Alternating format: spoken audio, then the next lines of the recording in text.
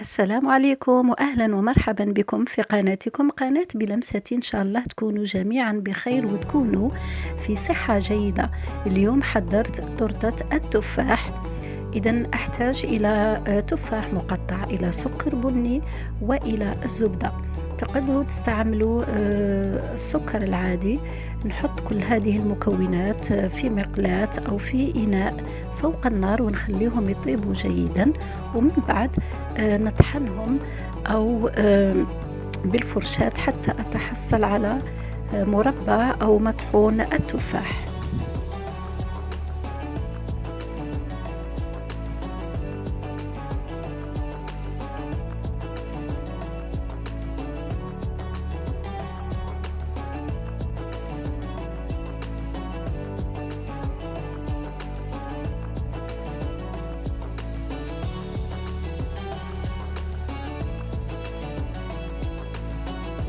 إذا هنا عندي عجينة سابلي لتحضير التورتة. نعمل ثقب بالفرشاة، ومن بعد نقطع التفاح على شكل رقائق بهذه الطريقة. هنا بعد ما حضرت مطحون التفاح نضيفه أولا فوق العجينة، ومن بعد نضيف رقائق التفاح.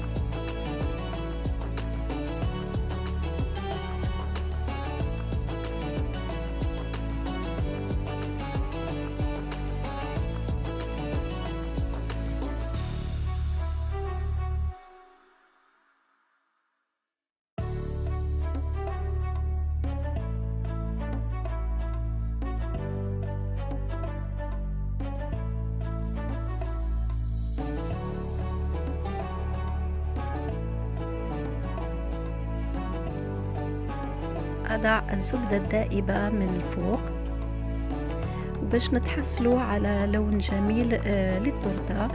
أضيف كذلك القرفة مع السكر البني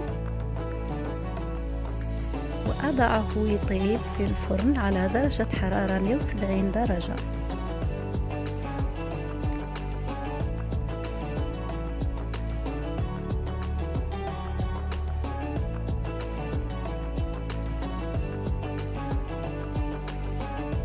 ها هي التورتة بعد ما وجدت، يجي شكلها جميل وتجي لذيذة. إن شاء الله تعجبكم هذه الوصفة. ألقاكم في فيديو آخر بإذن الله. إلى ذلك الحين أقول لكم السلام عليكم ورحمة الله تعالى وبركاته.